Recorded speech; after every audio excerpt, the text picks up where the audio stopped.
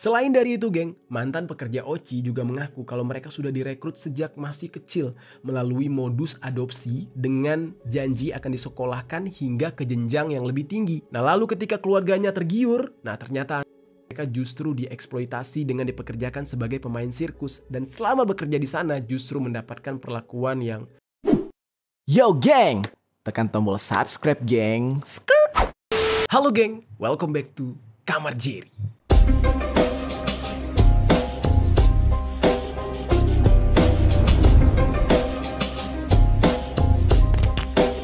Geng, lagi-lagi geng, kasus menggemparkan kembali terjadi di Indonesia. Kalian udah pernah belum datang ke Taman Safari? Kalau yang udah pernah, coba deh ceritain pengalaman kalian di kolom komentar. Nah, buat kalian yang belum pernah ke sana, pastinya kalian tahu lah ya, Taman Safari ini tempat dimana kalian bisa berekreasi dengan hewan-hewan yang langka, hewan-hewan yang dilindungi, hewan-hewan buas, dan lain-lain. Nah, tapi kalian tahu nggak geng, sebenarnya selain Taman Safari ini sebagai kebun binatang, ya mereka ini punya banyak anak usaha. Selain kebun binatang, ada penginapan, ada juga yang menyajikan bentuk hiburan yaitu sirkus. Di dalam pembahasan kita kali ini, kita bakal membicarakan mengenai sebuah kasus yang sangat menggemparkan. Ini lagi heboh banget sekarang dan bercerita tentang sisi gelap dari Taman Safari. Nah, bukan berarti Taman Safarinya mati lampu ya, bukan. Tapi ini sisi gelapnya tuh yang mengerikan gitu. Terkhususnya untuk dunia sirkus Taman Safari yang bernama Oriental Circus Indonesia atau OCI. Yang mana geng, sekitar 2 hari yang lalu ada mantan-mantan pekerja OCI ini ya, mantan-mantan pelaku sirkus ini itu mengungkapkan apa yang mereka alami ketika mereka masih bekerja di sana. Yang mana mereka ini mengatakan kalau mereka tidak mendapatkan perlakuan layaknya manusia. Maksudnya itu gimana? Apakah mentang-mentang itu Taman Safari, terus orang-orang di sana disamain kayak binatang? Nah, jawabannya kalau dari cerita ini, ya mereka diperlakukan benar-benar tidak manusiawi. Pertama mereka ada yang secara kasar ya, sorry gue praktekin buat yang cuma denger doang nggak lihat videonya, tolong lihat videonya. Nah jadi mereka itu gitu ya, terus disetrum, terus dikurung, dan gilanya dikurungnya di mana? Di kandang macan. Sampai ada yang dijejali gajah ke mulutnya. Sorry ya, mungkin di sini banyak banget kata-kata yang gue plesetin karena aduh nggak bisa sebenarnya. Kayak gini nih bisa kena teguran YouTube, tapi gue harus berbagi informasi ke kalian. Jadi geng, para pekerja ini juga mengatakan kalau mereka itu sama sekali nggak tahu keluarga mereka siapa. Serem gak tuh? Mereka bekerja di sana, mereka nggak tahu keluarga mereka siapa. Mereka dikurung di sana, mereka nggak tahu keluarga mereka di mana. Nama mereka aja mereka nggak tahu. Dan sampai umur mereka sendiri mereka nggak pernah tahu geng. Sehingga diduga mereka ini sejak masih kecil sudah dipisahkan dari keluarga mereka untuk dieksploitasi menjadi pekerja di sirkus tersebut, yaitu OCI tadi. Dan setelah bungkam selama bertahun-tahun nih ya, nih anak-anak udah pada besar dan bahkan di kasus ini tuh mereka udah pada tua gitu. Udah bertahun-tahun mereka bungkam, akhirnya para ex pekerja OCI ini buka suara dan menuntut keadilan atas apa yang mereka alami. Kalian bisa kebayang gak geng? Manusia loh geng diginiin. Dan di video kali ini gue bakal membahas kasus dugaan ini yang dialami oleh para mantan pekerja OCI tersebut. Nah cuma gue mau disclaimer dulu nih geng. Apa yang gue sampaikan di video kali ini semuanya gue ambil dari media berita. Jadi bukan opini gue, bukan juga hasil gue meriset langsung ke lapangan, enggak. Jadi gue menceritakan kembali ke kalian apa yang ada di media saat ini. Dan kalian sendiri bisa cek sendiri beritanya, ada banyak sekali di internet. Nah di sini gue bakal merangkum untuk kalian. Langsung aja nih kita bahas secara lengkap di sisi lain.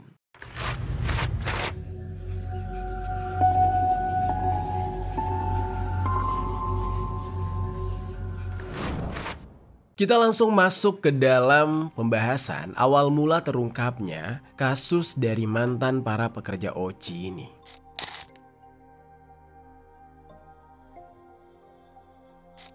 Jadi geng, kasus ini bisa terungkap ketika beberapa mantan pekerja sirkus dari Oriental Circus Indonesia atau OCI mengadukan dugaan eksploitasi dan pelanggaran HAM kepada Kementerian HAM pada hari Selasa tanggal 15 April tahun 2025. Di saat itu, ada 8 orang perwakilan korban yang hadir, yang mana sebagian besar di antara mereka itu adalah perempuan paruh baya.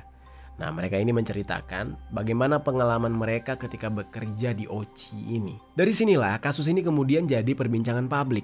Nah, cuma geng, sebenarnya ya ada dugaan eksploitasi dan pelanggaran HAM di Ochi itu sebenarnya pernah ramai pada era tahun 1990-an dulu. Jadi, walaupun ramai lagi sekarang, sebenarnya ini udah dari lama nih disuarakan.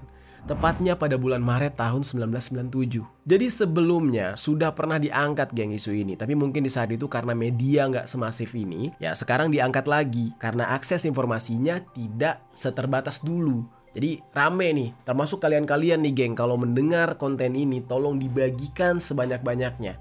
Ya fungsi dan gunanya untuk apa? Untuk viral. Karena ya negara kita ya, no viral no justice. Kalau nggak viral nggak mendapatkan keadilan, nggak mendapatkan atensi. Nah, jadi makanya dulu pernah dilaporkan kasusnya tenggelam begitu aja. Karena ya nggak ada yang bantu. Nah, hari ini mari sama-sama kita bantu agar ada kejelasannya. Terus geng, ketika itu ya, para pekerja yang dibantu oleh Aksi Solidaritas Pembela Perempuan Teraniaya atau disingkat dengan ASPPT itu mengklaim kalau mereka ini mengalami penyiksaan. Ketika itu, advokasi dilakukan oleh ASPTT ini dan setelah mendapatkan laporan dari seorang mantan pekerja Ochi yang bernama Vivi Nurhidayah, yang mana ketika itu tahun 1997, Vivi ini masih berumur 19 tahun ketika dia melaporkan. Si Vivi ini geng ngaku kalau dia itu udah mengalami ya tindakan yang benar-benar menyakitkan sejak dia bahkan masih kecil, balita bahkan katanya. Nah, sampai dia dewasa juga dia masih mendapatkan tindakan tersebut. Dan dia ini menjadi pemain sirkus di Ochi, sehingga kalau dihitung nih geng ya, tindakan yang menyakitkan yang udah dia terima, yang udah dia alami itu udah berlangsung sejak awal tahun 1980-an. Gila gak tuh? Kasian banget ya. Jadi geng, saat Vivi mengadukan hal ini, pihak pengelola dari Ochi ya yang menaungi dia setuju untuk menyelesaikan pengaduan Vivi secara kekeluargaan. Nah, jadi di saat itu tuh udah ditangani lah. Karena nggak viral, ya pihak Ochi ini masih bisa lah. Ayolah kita main kekeluargaan aja, lo butuh apa, kita damai-damai. Selesailah kasusnya. Namun ternyata mereka ini malah mengingkari janji geng. Nah, janjinya itu nggak ditepati dan kembali lagi melakukan tindakan penganiayaan terhadap Vivi serta teman-temannya yang ada di sirkus tersebut. Nah, pernyataan tersebut disampaikan oleh anggota Komnas HAM yaitu Profesor Muladi dan Joko Sugianto setelah mempertemukan pengelola Ochi dengan Vivi beserta dengan saksi-saksi lainnya di Jakarta pada tanggal 25 Maret tahun 1997. Pengelola sirkus yang bernama Tony Sumampau nah juga hadir nih dengan didampingi oleh pengacara yang bernama Poltak Hutajulu. Menurut Muladi, ada indikasi pelanggaran HAM yang dilakukan oleh Ochi ini memang. Nah, walaupun pada saat itu kasusnya itu tidak bisa diselesaikan secara kekeluargaan, tapi Pak Muladi ini bilang nggak tertutup kemungkinan kalau para korban bakal segera menggugat ke pengadilan.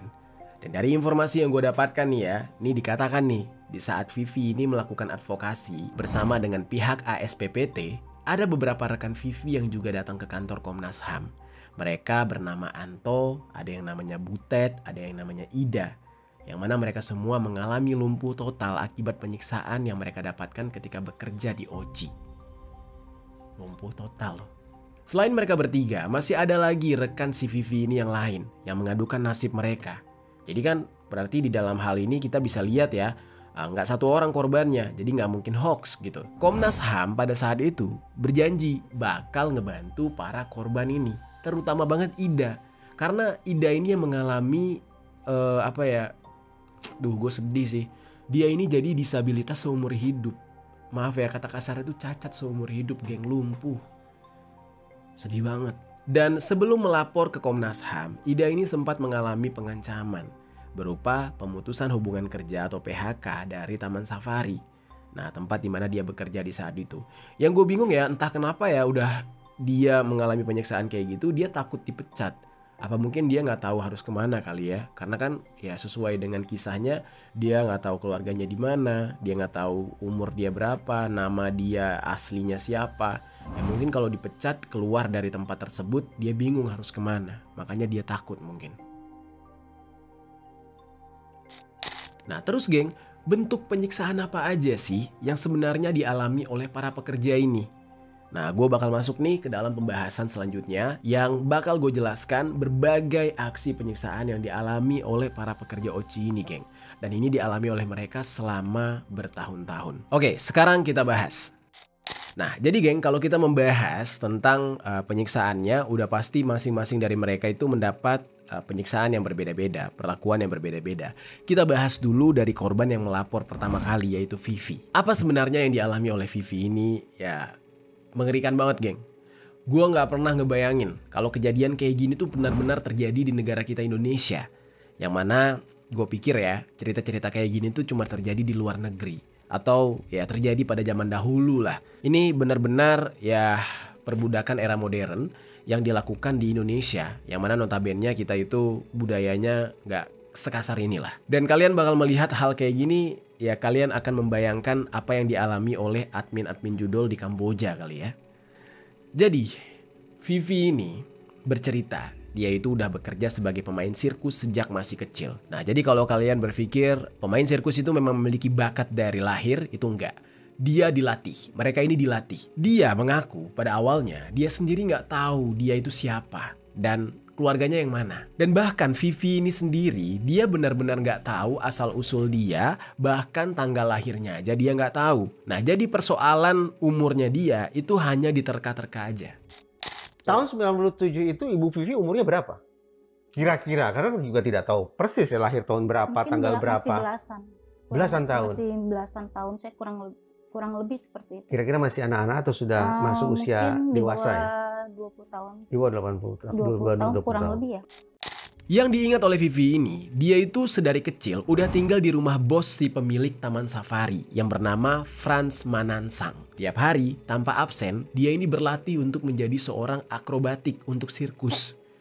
Ya, jadi dari kecil tuh udah dilatih kayak, ya dia udah diperuntukkan untuk sirkus nih. Tiap hari dia ini berlatih dan tiap hari juga dia mendapatkan perlakuan yang ya menyakitkan oleh si Frans ini berupa tindakan kekerasan. Sampai pada akhirnya Vivi ini yang sudah remaja sudah nggak tahan lagi. Dan di saat itu dia memilih untuk kabur. Percobaan kabur pertama dia ini dia lakukan di saat itu ya menunjukkan pukul 1 malam lah kejadiannya. Jadi dini hari. Dimana semua orang lagi tidur, lagi lelapnya. Nah, sementara Vivi dipaksa untuk terus berlatih dan gak boleh tidur. Yang mana akhirnya Vivi ini nekat untuk kabur dari sana sendirian. Dia menyusuri hutan Cisarua di tengah malam. Kebayang gak tuh? Untuk anak seusianya dia mungkin ya takut hantu, takut setan itu jadi sesuatu yang sangat mengerikan lah. Apalagi posisinya dia berada di tengah hutan. Tapi Vivi ini gak peduli, geng. Yang lebih dia takutkan, dia tertangkap dan dibawa lagi ke rumah Frans. Menurut cerita dia. Dan rumah Frans itu dianggap menjadi tempat yang sudah seperti neraka buat Vivi. Dibandingkan dia harus takut hantu, dia lebih takut rumah itu. Hal itulah yang membuat dia akhirnya terus berlari. Terus lari gak mau ngelihat ke belakang untuk bisa menjauhi rumahnya si bos yang bernama Frans ini. Saya kabur dari rumah Pak Frans itu. Terjang malam-malam jam 1 saya nekat, padahal itu hutan. Tapi saya nekat, saya nggak takut itu ada setan apa, saya nggak takut. Saya takutnya justru ketangkep sama dia lagi tuh.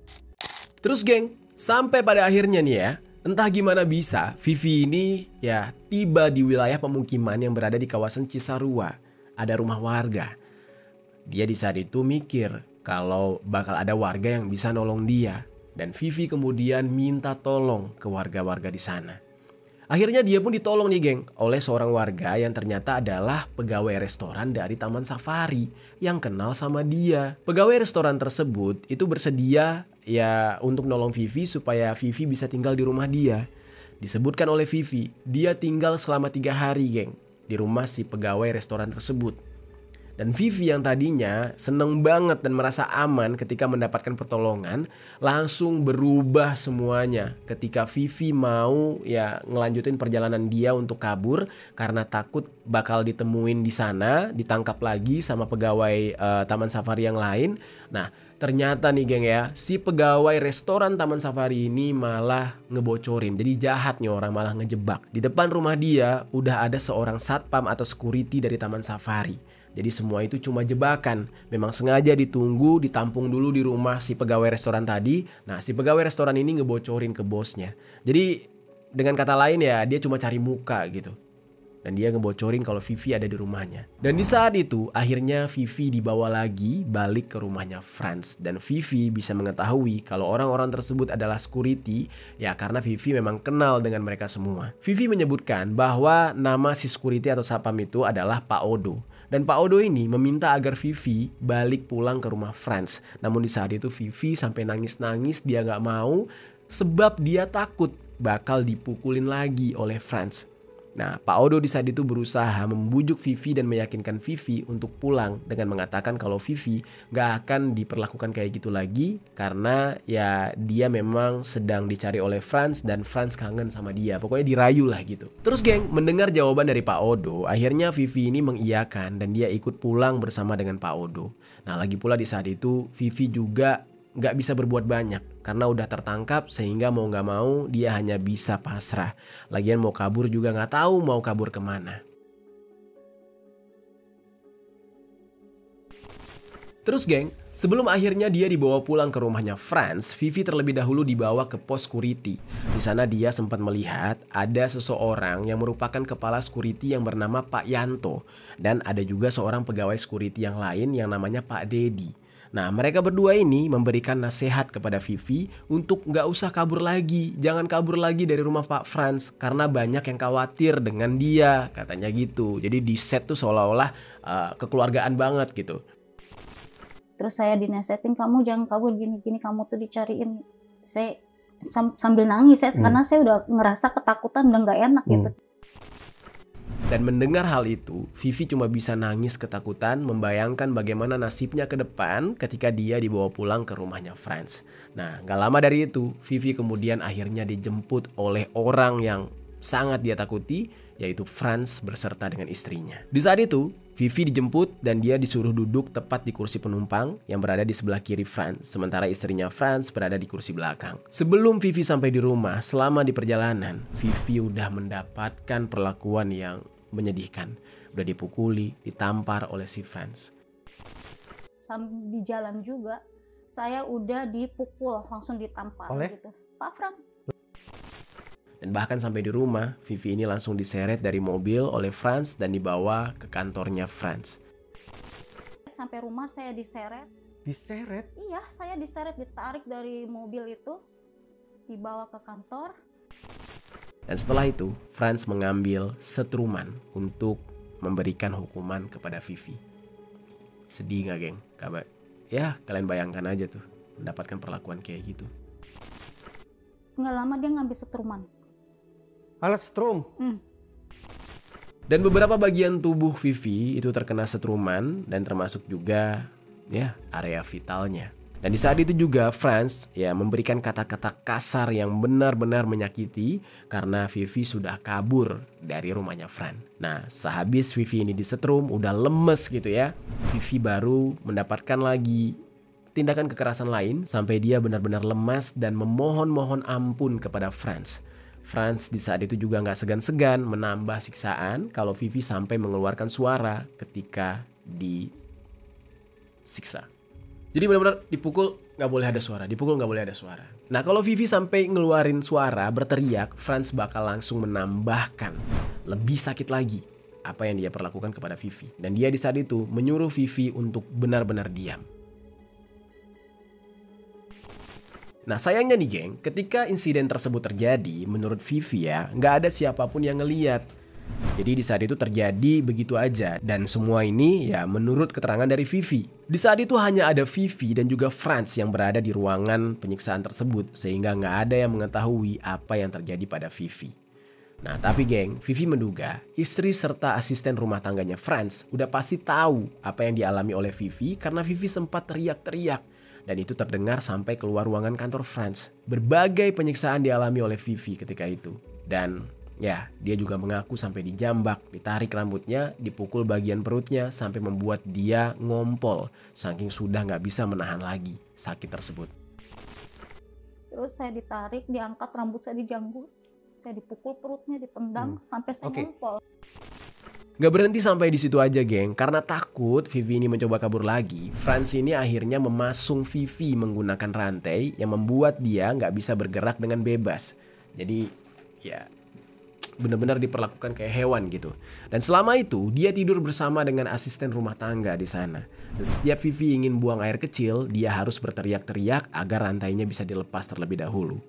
Nah, pada awalnya asisten rumah tangga tersebut nggak mau untuk melepaskan rantai karena takut. Ya, dia nggak mau ngambil resiko dia juga bisa kena nih sama si Franz. Jadinya setiap ingin bertindak dia menelpon istrinya Franz terlebih dahulu. Barulah ketika istrinya Franz memberikan izin, si asisten rumah tangga ini bakal melepaskan rantai yang mengikat kaki tangan Vivi. Kalau Vivi nggak diberikan izin untuk ke toilet, dia bakal buang air di tempat tersebut. Dan setelah 2 minggu dipasung, akhirnya Vivi dibebaskan karena dianggap sudah nurut, sudah patuh, dan dijamin gak bakal kabur lagi. Di saat itulah Vivi mulai menjalani aktivitas seperti biasa. Dan dia memang berada di bawah traumanya. Dia gak berani berbuat aneh-aneh. Termasuk dia juga menjalani kembali latihan sirkus. Namun rasa takut dan tertekan masih gak bisa hilang sama sekali. Dan jauh di lubuk hatinya dia ini ya pengen banget buat kabur dari tempat tersebut, geng. Sempat terbesit di pikirannya untuk ya menceritakan apa yang udah dia alami ini kepada pengunjung sirkus sebenarnya. Nah, jadi dia udah kepikiran nih, kabur gak bisa, mau curhat ke siapa, apa minta tolong aja ya kepada para penonton atau pengunjung sirkus Taman Safari ini gitu. Tapi lagi-lagi ketakutan ya mengurungkan niat dia tersebut. Dia benar-benar udah gak berani, mentalnya udah gak kuat. Nah, Vivi takut kalau nggak ada orang yang percaya dengan ceritanya dia nanti. Yang ada ya dia malah berurusan dengan Franz lagi. Nah, singkat cerita sampai pada suatu hari Vivi ini ketemu sama salah satu guru silatnya dia yang bekerja di Taman Safari. Nah, momen itulah Vivi baru berani cerita semuanya kepada si guru silat ini.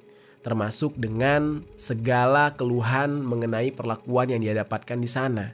Yang membuat dia benar-benar merasa ketakutan, gak betah dan trauma. Di saat itu Vivi ini minta tolong kepada guru silatnya itu agar bisa mengeluarkan dia dari sana. Mendengar cerita dari Vivi, guru silatnya pun akhirnya berusaha untuk menolong Vivi. Karena selama ini dia kenal Vivi, dia gak pernah tahu, dia gak pernah nyangka bahwa muridnya ini mendapatkan penyiksaan yang begitu kejam di sana.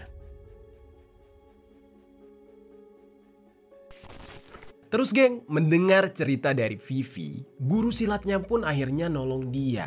Dan dia berhasil dibawa kabur ke daerah Semarang, Jawa Tengah. Ketika Vivi ini udah kabur geng, Franz itu kembali mencari dia. Dan Vivi udah mewanti-wanti kalau dia nggak mau kembali lagi ke sana karena Vivi ini tahu kalau dia kembali lagi ke sana, dia bakal mendapatkan perlakuan yang mengerikan lagi, bahkan jauh lebih parah dibandingkan sebelumnya. Nah, karena itulah dia akhirnya dinikahkan oleh guru silatnya. Nah, di sini mungkin kalian bakal berpikir, loh, kok tiba-tiba dinikahkan? Apa korelasinya nih keselamatan Vivi dengan dinikahkannya dia? Nah, tapi ini menurut opini pribadi gue aja ya geng. Ini nggak bisa kalian ambil sebagai kesimpulan nih. Kemungkinan besar ya si guru silatnya ini berpikir kalau misalkan Vivi ini dinikahkan, itu artinya dia ini sudah menjadi tanggung jawab si suaminya. Secara nggak langsung ya, karena backgroundnya Vivi ini adalah orang yang tidak berkeluarga, keluarganya nggak jelas dan nggak tahu di mana. Ya dengan dia menikah, otomatis dia sudah dilindungi oleh keluarga si suaminya. Mungkin itu tujuannya. Kita lanjutkan lagi geng. Di saat itu sempat ada kendala ketika Vivi ini mau nikah. Karena selama dia hidup, dia ini kan gak memiliki identitas apapun. Dia cuma tahu kalau dia itu menganut agama Kristen. Dia lahir dan dibesarkan oleh keluarga Kristen, yaitu keluarga dari ya si pemilik Oci tadi. Dan bahkan namanya dia yang ada Sumampau itu berasal dari salah satu nama para founder Oci tadi. Jadi bukan nama aslinya dia. Dan selebihnya dia gak pernah tahu geng, dia itu siapa, asal-usulnya dari mana, dan agama dia sejak lahir itu apa. Dan di saat mau dinikahkan itu, ya kendalanya adalah dia nggak punya KTP, ya kan? Dokumen-dokumen aslinya dia nggak ada. Dan akhirnya Vivi ini memutuskan untuk jadi mu'alaf terlebih dahulu. Kemudian dia punya dokumen-dokumen secara Islam, ya, dokumen negara dan statusnya adalah seorang Muslim. Barulah dia dinikahkan menggunakan wali hakim dan langsung dibuatkan KTP dengan mengira-ngira umurnya dia di saat itu. Nah sebelumnya kan gue udah sempat menyebutkan kalau dia ini sempat kabur ketika umur 16 tahun tuh, yang sebelumnya gue ceritakan. Nah ternyata ternyata itu adalah umur terkaan doang, bukan umur asli. Dan di saat itu Vivi pun mengganti namanya yang tadinya Vivi Sumampau, nama belakang yang sama dengan salah satu pendiri Oci yaitu Tony Sumampau. Nah sekarang dijadikan namanya jadi Vivi Nur Hidayah sesuai dengan nama muslim.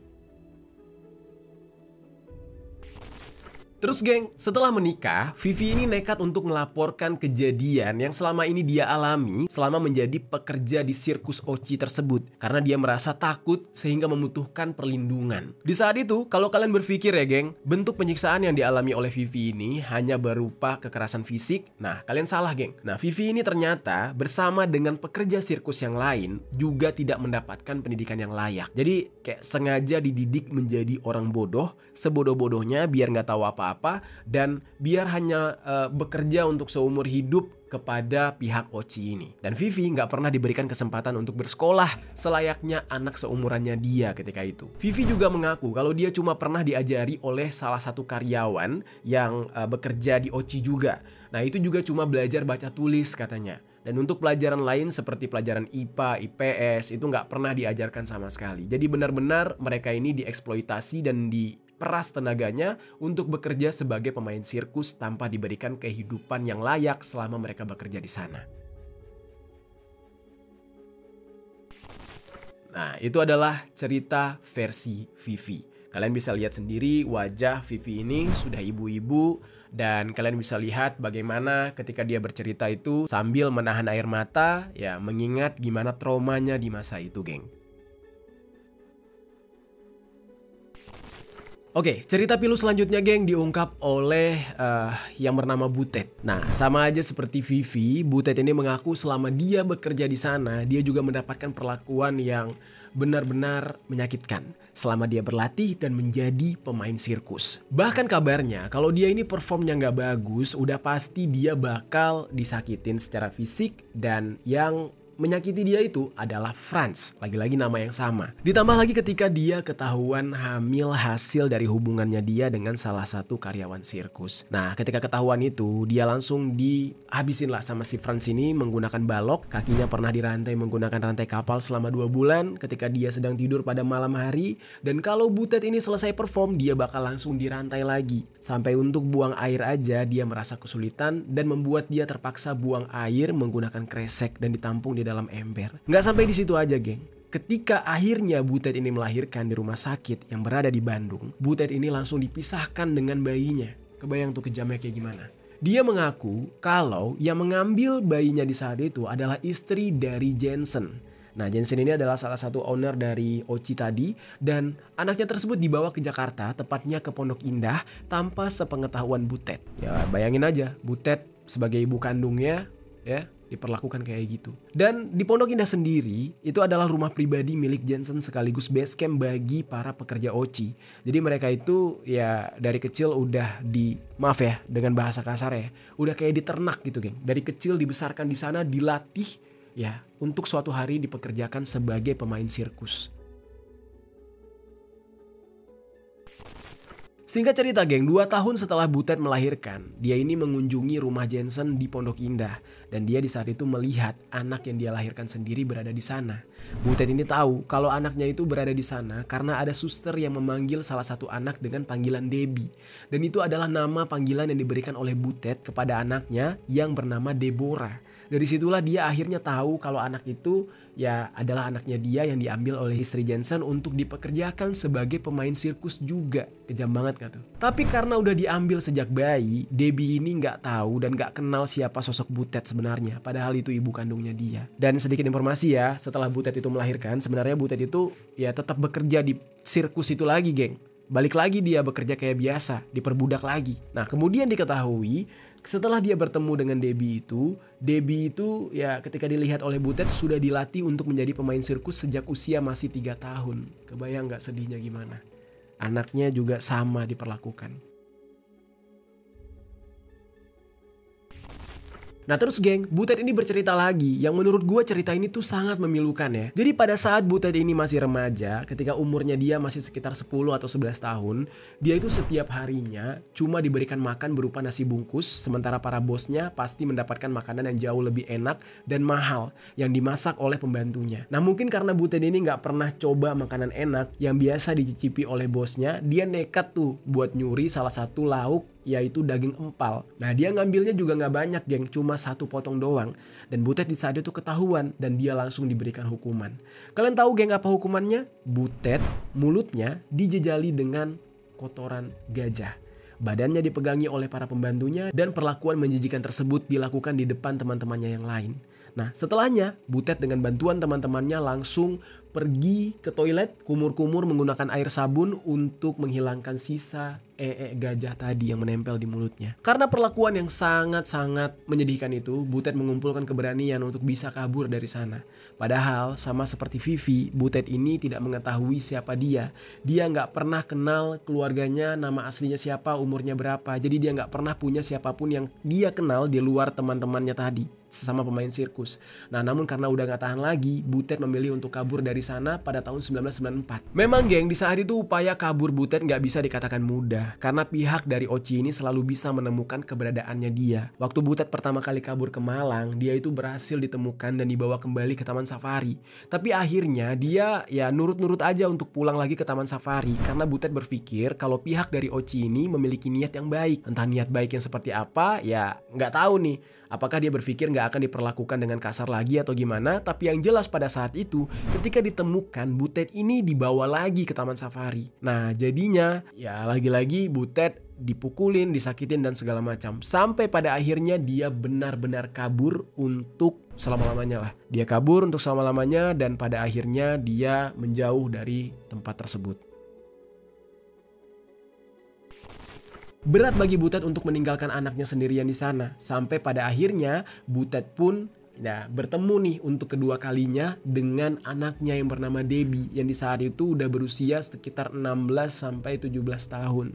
Udah gede nih anaknya. Nah Debbie di saat itu udah ikut tur sirkus ke berbagai daerah. Pertemuan dia ketika itu bisa terjadi karena temannya Butet yang sama-sama berasal dari Oci itu tinggal di Magetan. Nah jadi kan Butet ini udah kabur lama nih, udah gak pernah berhubungan lagi nih sama Oci ini, sama si sirkus ini. Udah menghilang lah dia. Ketemulah dia dengan anaknya di saat anaknya itu sekitar 16 tahun tadi. Dia, si Butet ini diberitahukan oleh temannya yang masih bekerja di Oci ini kalau Debbie anak kandungnya itu bakal ikut tur di dalam sirkus di Magetan. Butet yang di saat itu memang berada di Malang ya, dia kabur ke Malang, dia langsung pergi ke Magetan untuk bertemu dengan anaknya Debbie. Ketika Butet ini bertemu dengan Debbie di saat itu manggil nama dia tante, bukan mama. Anak sendiri manggil ibu kandungnya dengan sebutan tante. Kebayang tuh. Walaupun katanya Debbie sempat dengar cerita kalau dulu ibunya dia adalah seorang pemain sirkus juga sama seperti dia, namun karena sedari kecil dia nggak tahu siapa ibunya, jadi dia nggak tahu kalau yang dimaksud itu adalah Butet. Dan dia mungkin sudah ya nggak terbiasa memanggil orang dengan sebutan ibu atau mama, jadinya dia ya manggil Butet ini dengan sebutan tante. Dan Butet di saat itu sempat mengajak Debbie untuk pergi dari sana, untuk kabur nih. Dia bilang, dia ngakuin kalau dia adalah ibunya, dia yang melahirkan. Di saat itu Debbie-nya bingung gitu. Butet yang di saat itu meminta Debbie percaya kepada dia dan meminta Debbie untuk kabur dengan dia, bilang juga kalau Butet sudah hidup berkeluarga, sudah menikah. Jadi Debbie bisa hidup bahagia dengan Butet. Cuman sayangnya di saat itu Debbie masih belum percaya dan dia enggan untuk ngikut sama Butet, geng. Nah singkat cerita, akhirnya Debbie ini kembali lagi ke sirkus dan bekerja di sirkus lagi. Bertahun-tahun kemudian, singkat ceritanya, setelah si Debbie ini berumur 20 tahun, barulah tiba-tiba Debbie ini kepikiran ingin keluar dari sirkus tersebut. Nah sebenarnya geng, pengakuan dari Butet ini masih panjang ya, termasuk cerita dari anaknya yang bernama Debbie tadi. Ya bagaimana akhirnya Debbie ini memilih untuk ikut dengan Butet, bagaimana akhirnya Butet juga menuntut keadilan akan hal ini. Nah tapi kalau gue ceritain semua panjang banget. Jadi di sini kita beralih ke kesaksian lainnya nih geng. Kesaksian lainnya ini dari yang bernama Ida, yang mengalami disabilitas seumur hidupnya. Ini yang paling sedih.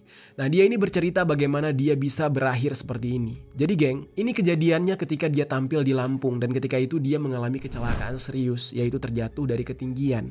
Nah tapi alih-alih segera mendapatkan pertolongan, dia nggak langsung dibawa ke rumah sakit, tapi malah didiamkan selama beberapa hari. Barulah ketika pinggang Ida mulai membengkak, dia dibawa ke rumah sakit. Jadi kayak ya dipaksa untuk cari duit, pas kecelakaan dibiarin gitu aja. Kayak ya udah biarin nanti juga sembuh gitu. Nah tapi ternyata malah fatal.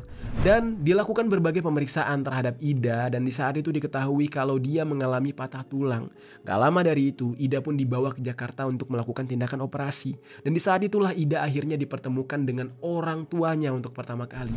Karena kejadian tersebut Ida harus menderita cacat seumur hidupnya sampai membuat dia harus menggunakan kursi roda untuk bisa membantu dia beraktivitas. Dan ya udah, dianggap udah nggak berguna lagi, didepak, ya dipulangkan kepada orang tuanya. Jahat banget. Terus geng, di cerita yang lain, ini ada sebuah akun Instagram dengan username _experformer_ yang menjadi media bagi para mantan pemain sirkus Ochi untuk menyuarakan kasus tersebut dan mencari keadilan. Di dalam postingannya, akun ini membagikan beberapa foto serta cerita dari berbagai pengalaman mengerikan yang dialami oleh mantan pekerja Ochi ini. Karena pemilik dari akun ini nggak diketahui, jadi gue buat aja inisialnya ya geng, untuk memudahkan gue bercerita nih. Gue pakai aja inisialnya A. Ini bukanlah inisial sebenarnya. Jadi ada pekerja yang berasal dari generasi 70-an. Jadi tahun 70-an ya, pekerja ini bekerja di sana dan sejak usia balita dia dipekerjakan secara paksa. Dia berlatih setiap hari mulai dari jam 7 pagi sampai jam 5 sore. Kemudian dilanjutkan melakukan show dari jam 6 sampai jam 10 malam. Belum lagi kalau ada yang gagal dalam pertunjukan, mereka dipaksa latihan malam itu juga setelah penonton bubar. Jadi mereka nggak mau ada kesalahan selanjutnya. Jadi benar-benar nggak ada istirahatnya. Si A ini mengaku kalau dia dari generasi 80-an, yang mana ketika itu ya Australia punya pemain macan termuda yang masih berusia 10 tahun. Nah lalu seseorang yang bernama Jensen Manansang. Jensen Manansang ini adalah salah satu pendiri dari Taman Safari Indonesia, yang mana dikatakan kalau Ochi memiliki pemain trapeze. Nah trapeze ini tulisannya kayak gini nih, bacanya trapez apa trapeze nih, koreksi gue kalau salah. Nah Ochi ini memiliki pemain trapeze termuda, yaitu si inisial A ini. Nah trapeze ini adalah atraksi akrobat di sirkus. Dan waktu itu A ini masih berusia 9-10 tahun lah. Dia dipaksa latihan sampai kulit telapak tangannya itu mengelupas semua. Dan suatu hari dia gagal menyeberang ketika dia perform. Jadi gagal tuh performnya. Nah kan disorakin tuh sama penonton. Di malam yang sama dia langsung diomelin habis-habisan oleh Franz. Setelah dia diomelin, A ini langsung ditabok dari belakang oleh Franz sampai hidungnya mimisan. Si A ini juga cerita kalau mereka sedang latihan, Franz itu berada di sana sambil bermain golf dan menyuruh anak-anak untuk mengambil bola golfnya. Dan gak lama dari situ, salah satu teman dari si inisial A ini juga dihantam bagian kepalanya menggunakan stick golf. Pernah dihukum gak dikasih makan juga, cuma disediakan minum. Dan si inisial A ini bercerita kalau dia juga sempat kabur ke daerah Cakung, Jakarta. Tapi kemudian dia kembali tertangkap. Dari sini kalian bisa lihat ya geng, bagaimana kejamnya kelompok ini. Dan itu adalah berbagai bentuk kekerasan yang dialami oleh mereka. Selain dari itu geng, mantan pekerja Ochi juga mengaku kalau mereka sudah direkrut sejak masih kecil melalui modus adopsi dengan janji akan disekolahkan hingga ke jenjang yang lebih tinggi. Jadi mereka ini semua berasal dari keluarga yang kurang mampu. Ditawarkanlah oleh pihak Ochi ini, mau nggak anak bisa mendapatkan pendidikan yang layak, mau nggak disekolahin atau nanti kalian mendapatkan ya uang dari pekerjaan yang diberikan. Di saat itu ya siapa yang nggak tergiur gitu. Nah apalagi ya ditawarkan diadopsi dan disekolahkan sampai besar. Dan adopsi tersebut dilakukan dengan alasan kalau bos Ochi nggak punya anak perempuan, makanya mereka mau adopsi. Dan gak tanggung-tanggung, para bos ini juga menjanjikan akan ya menyekolahkan anak mereka adopsi ini sampai ke luar negeri. Nah lalu ketika keluarganya tergiur, nah ternyata mereka justru dieksploitasi dengan dipekerjakan sebagai pemain sirkus. Dan selama bekerja di sana justru mendapatkan perlakuan yang menyedihkan sekali. Terus geng, menurut keterangan dari salah satu mantan pekerja lainnya yang bernama Deborah. Nah ini gue gak tahu nih apakah ini Deborah alias si Debbie Butet atau Deborah yang lain nih. Ya pokoknya namanya Deborah nih. Dia ini mengatakan semakin lama usia yang direkrut oleh bos Ochi ini semakin muda. Yang awalnya bos Ochi ini cuma bawa 2. Makin kesini makin banyak ambil dengan alasan kalau direkrut dari kecil akan semakin mudah untuk dilatih. Kebayang ya, udah kayak topeng monyet. Mohon maaf nih, udah kayak topeng monyet. Cara ngelatihnya juga sama, disakitin. Tapi ini manusia loh. Deborah di saat itu juga bercerita, setelah kasus mengenai eksploitasi dan pelanggaran HAM yang dilakukan oleh Eci ini mencuat, di tahun 2010 pihak pengelola mulai mengizinkan anak-anak yang jadi pekerja Oci untuk sekolah. Tapi itu juga hanya sebatas formalitas untuk menutupi borok mereka. Karena mereka ini sekolah cuma seminggu sekali, geng. Dan sekolahnya juga berlokasi di Cisarua. Coba tuh, geng, bayangin. Udah selama mereka bekerja, mereka ini mendapatkan perlakuan kasar. Udah gitu, ya dipekerjakan di sana juga hasilnya dari menipu. Ini kan sama aja, jatuhnya kayak menculik. Ya apalagi mempekerjakan anak-anak yang, ya umurnya nggak cukup. Dan itu diperbolehkan di negara kita. Dan inilah sisi gelap dari, ya maaf nih, Taman Safari itu.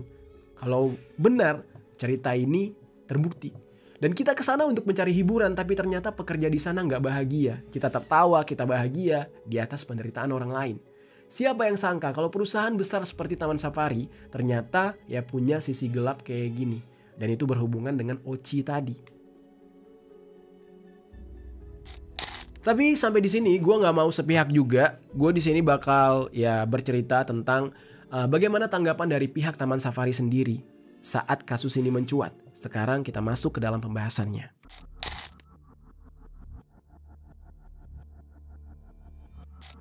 Jadi geng, walaupun kasus ini sudah pernah disuarakan di tahun 1997, gue yakin gak banyak di antara kalian yang tahu. Makanya ketika kasus ini kembali diangkat, ya kemarin banget, baru ramai lagi dan mencuri perhatian publik. Nah, mulai timbul kecaman dari berbagai pihak untuk Taman Safari atas kasus tersebut.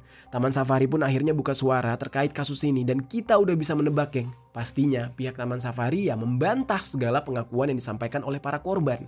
Nah, Taman Safari mengeluarkan pernyataan yang mengatakan kalau pihaknya tidak memiliki keterikatan atau hubungan bisnis maupun keterlibatan hukum dengan mantan pemain sirkus tersebut. Taman Safari menilai kalau permasalahan tersebut bersifat pribadi dan gak ada kaitannya dengan Taman Safari Indonesia Group secara kelembagaan. Jadi Taman Safari mengklaim kalau apa yang selama ini dialami oleh Butet, Vivi, Ida, Deborah, dan yang lain-lain itu adalah permasalahan individu dan gak ada sangkut pautnya dengan Taman Safari. Dan oleh karena itu, pihak Taman Safari berharap agar nama serta reputasi mereka nggak disangkut pautkan dalam permasalahan yang mereka klaim bukan tanggung jawab dari mereka, terutama tanpa adanya bukti yang jelas. Pernyataan tersebut ditutup dengan himbauan kepada masyarakat untuk bersikap bijak dalam menyikapi informasi yang beredar di internet dan gak mudah terpengaruh oleh konten-konten yang memiliki dasar fakta maupun keterikatan yang gak jelas katanya. Nah tapi balik lagi ya geng, semua penjelasan ini, semua yang gue ceritakan ini yaitu berdasarkan cerita dari para korban. Jadi kalau seandainya ya para konten kreator menceritakan kembali kayak gue ini tentang apa yang terjadi, ya pembuktiannya nanti kita bisa lihat. Ya sekarang kan tujuan kita atau tugas kita adalah memberikan kesempatan untuk para korban mendapatkan hak mereka secara hukum. Kalau ternyata nanti pembuktian secara hukum tidak terbukti nih dengan apa yang mereka ucapkan, ya dengan apa yang mereka akui, ya berarti ya para orang-orang yang mengaku korban ini harus bertanggung jawab nih dengan pengakuannya. Nah makanya nanti kita tunggu aja nih ya. Karena kan yang satu udah nuduh, yang satu ngebantah nih. Kita lihat nanti pembuktiannya. Kalau gue pribadi geng, gue juga ya gimana ya. Untuk Taman Safarinya tuh kayak agak setengah-setengah sih. Antara percaya atau nggak percaya. Karena kan ini keterlibatannya dengan lembaga lain nih. Yaitu Oci tadi. Yaitu lembaga yang menaungi si sirkus itu sendiri. Ya kan? Nah nanti kita lihat nanti bagaimana akhir dari semua ini. Terus kemudian geng, salah satu pendiri Taman Safari Indonesia dan menjabat sebagai komisaris Taman Safari Indonesia serta pelatih satwa di Oci yang bernama Tony Sumampau membantah kalau ada kekerasan fisik dan eksploitasi sampai perlakuan yang gak manusiawi di sana. Menurut beliau, apa yang disampaikan oleh mantan pekerja Oci ini gak masuk akal karena kalau mereka mengalami kekerasan seperti itu, seharusnya mereka bisa mati katanya. Gak juga ya. Nggak semua orang kalau dipukul-pukul tiap hari juga mati, nggak juga sih, tapi ya udahlah itu anggapan beliau ya. Nah jadi oleh karena itu ya Pak Tony ini menilai bahwa hal tersebut adalah fitnah. Bahkan Tony sampai menantang mereka untuk menunjukkan bukti mengenai adanya kekerasan yang dilakukan oleh pihak Taman Safari Indonesia. Nah keberadaan mereka dan dipekerjakannya mereka sebagai pemain sirkus itu karena mereka dirawat sejak bayi oleh beliau dan beliau mengambil dari tempat prostitusi yang berada di kawasan Kalijodo Jakarta katanya. Jadi bukan diadop dari orang tua yang nggak mampu, yang sini anaknya kita sekolahin gitu, katanya sih nggak gitu. Tapi justru dari tempat prostitusi diambil jadi anak, dipelihara lalu dipekerjakan. Ada yang janggal juga sih menurut gue ya. Kayak grooming juga gak sih, kayak lu dipelihara ya gue kasih makan tapi after itu lu kerja buat gue. Ya nggak sih? Tapi ya udahlah, itu anggapannya gue nggak paham sih, nanti biar pembuktian di jalur hukum aja gitu ya. Bahkan Tony ini mengklaim ketika membesarkan mereka ini nggak ditelantarkan, tapi justru mendapatkan fasilitas yang layak karena pihak Tony itu menyediakan suster untuk menjaga mereka. Dan Tony juga menyebutkan permasalahan tersebut mencuat di tahun 1997 yang Komnas HAM sempat mengeluarkan pernyataan kalau langkah Taman Safari Indonesia untuk menampung mereka dari tempat prostitusi sudah tepat katanya. Dan di dalam hal ini, Tony ini menyayangkan para mantan karyawan yang sekarang justru berbalik menyerang dia. Dan menurut dia, kalau ketika itu mereka nggak diambil dan nggak dikasih makan dari bayi, mungkin hari ini mereka nggak bisa hidup sampai sekarang. Tapi kenapa ketika sudah besar mereka nggak mengucapkan terima kasih? Kurang lebih begitulah kata si bos yang bernama Tony ini. Terus di kesempatan lain, Tony ini menunjukkan bukti video yang memperlihatkan kegiatan Oci yang diambil sekitar tahun 1981 yang bertepatan dengan perayaan Sekaten di Klaten dan Yogyakarta. Di dalam video tersebut terlihat bahwa ekspresi dari para pekerja anak-anak itu sangat ceria, seperti tidak tertekan. Tony juga bilang kalau ada bekas luka seperti luka habis disiksa atau sebagainya, ya nggak mungkin anak-anak itu bisa ceria kayak gitu katanya. Dan menurut dia, saat itu anak-anak yang memang harus menghabiskan waktu di lingkungan sirkus seperti makan, mandi, istirahat, bahkan belajar. Jadi ya wajar kata dia. Kalau memang ada tindakan yang tidak beres di sana, seharusnya Tony yang pada saat itu bertugas untuk melatih hewan juga pasti mengalami hal yang sama. Nah, Tony ini menjelaskan kalau Oci dan Taman Safari Indonesia merupakan dua badan hukum yang berbeda. Seperti yang gue ceritakan di awal, isu ini pernah mencuat di tahun 1997 dan Tony mengaku kalau ibunya dia sangat menyukai anak-anak dan diasuh oleh beliau sampai usia 6 tahun. Nah, anak-anak itu diambil oleh ibunya Tony di Kalijodo karena mereka ditolak oleh orang tuanya. Tony mengklaim ketika anak-anak tersebut diambil ada saksi yang melihatnya, geng. Dan setelah itu anak-anak tersebut diarahkan mau ikut sirkus atau enggak. Kan masih kecil ya, diarahkan gimana tuh? Masa iya anak-anak bilang iya mau gitu, saya mau lompat dari gedung. Aneh juga penjelasannya, tapi ya begitulah yang disampaikan. Nah, dikarenakan kasus ini mencuat kembali, Tony ini menduga ada pihak yang mengarahkan mereka untuk memberikan kesaksian palsu dan pihak tersebut berasal dari luar Oci katanya. Jadi ada misi untuk menjatuhkan nama Oci nih, geng. Lalu geng, pasti di antara kalian ada yang bingung kenapa Oci ini jadi berhubungan dengan Taman Safari Indonesia kan? Nah, gue jelasin singkat nih geng. Jadi Oci ini sendiri muncul pertama kali tahun 1966 dan Oci ini awalnya dikenal dengan nama Oriental Show dengan Hadi Manangsang sebagai pendirinya. Ketika itu dia membentuk tim akrobatik yang bertujuan untuk memberikan hiburan bagi anggota ABRI yang terlibat dalam peristiwa G30 SPKI. Nah, Oriental Show ini sering diundang oleh AURI atau yang sekarang dikenal dengan TNI Angkatan Udara untuk mengadakan pertunjukan keliling di berbagai daerah. Nah, masa keemasannya terjadi pada tahun 1970-an sampai awal tahun 1990-an. Dan ketika itu, pertunjukan sirkus masih menjadi hiburan utama dan sangat dinantikan oleh masyarakat di berbagai daerah di Indonesia. Dan Oci pun rutin melakukan tur keliling kota dan desa. Nah, Oci inilah yang kemudian menjadi awal mula berdirinya Taman Safari Indonesia, geng. Nah, jadi di tahun 1980, keluarga Manansang itu memutuskan untuk mengembangkan konservasi satwa di lahan bekas perkebunan Kina yang ada di Cisarua. Dan oleh karena itu, Taman Safari Indonesia adalah bentuk perubahan atau perkembangan dari Oci yang awalnya adalah pertunjukan sirkus menjadi sebuah taman konservasi satwa. Jadi dari sini kalian udah paham ya sejarah dari Oci ini bisa berhubungan dengan Taman Safari. Jadi Oci duluan lebih ada. Nah, kemudian bagaimana tanggapan dari pihak pemerintah atas kasus ini? Nah, kabarnya setelah melakukan audiensi dengan mantan pekerja Oci, Kementerian HAM berencana untuk memanggil pihak dari Taman Safari mengenai dugaan eksploitasi dan kekerasan yang dialami oleh mereka, terutama untuk meminta kejelasan kepada 3 orang yang disebut-sebut oleh mantan para pekerja Oci, yaitu Tony, Franz, dan Jansen. Nah, Tony sendiri mengaku dia siap untuk memenuhi panggilan dari Kementerian HAM untuk membahas kasus ini. Dan Tony berencana ingin menunjukkan dokumentasi masa kecil anak-anak pemain sirkus Oci sebagai bukti kalau pihak Taman Safari memperlakukan mereka dengan baik. Dan untuk kejelasan mengenai kapan pemanggilan tersebut dilangsungkan, Kementerian HAM hanya mengatakan akan melakukan pemanggilan secepatnya. Jadi kita tunggu aja geng perkembangan dari kasus ini gimana nanti akhirnya. Nah, itu dia geng pembahasan kali ini mengenai dugaan eksploitasi dan pelanggaran HAM yang terjadi pada mantan karyawan sirkus Oci. Kasusnya masih berjalan, jadi kita kawal aja kasus ini bareng-bareng agar para korban mendapatkan keadilan. Gue rencananya sih pengen manggil salah satu saksi atau korban gitu ya. Menurut kalian gimana? Kalian setuju nggak kalau gue undang salah satu korbannya untuk ngobrol-ngobrol sama gue di sini? Kalau kalian setuju, coba tinggalkan komentar di bawah.